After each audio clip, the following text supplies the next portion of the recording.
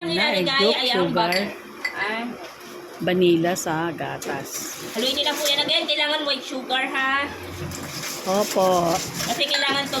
Halos parang ano po to. Yung mga isa tayo ng Bavarian donut. Yung nasa donut na loob. Ganito Uy, po sarap. Ganito rin yan.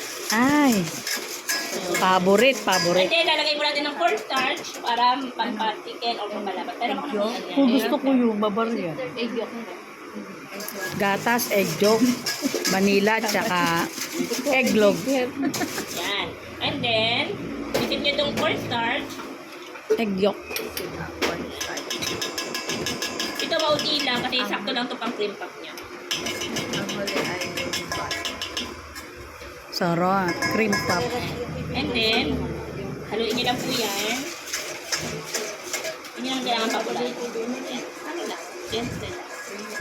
And then, makikiano naman, kunin nyo yung ating, para makita nyo lang, pero doon kayo maglutuan, para makita nyo lang yung, puro kayo ng butane gas, no, please.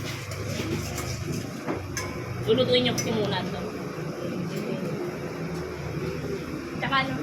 Tsaka yung yung ating kawali. So yan, i-transfer natin yung mixture natin. I-sip nyo rin o i-strain nyo muna. Para yung mga lumps ay wala. May Egg yolk, milk, cornstarch, sugar, Vanilla.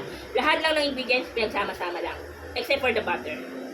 Okay. Okay. Then, tsaka natin tayo magluluto. Hanggang lumakot. Dapat ito, medyo medium fire o low fire lang kasi baka maluto yung egg and mas mabilis siya masunog.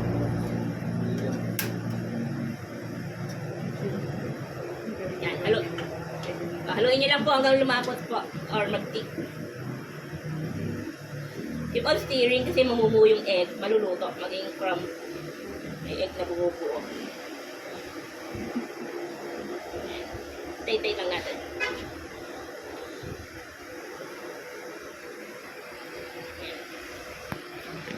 Paano pumalo ng procedure or steps? Yan, ha? So, wag lang kayo mag-focus sa tinuturo ko. Kung may gusto kayong aralin na recipe, ay gawin nyo po. Okay? Okay po.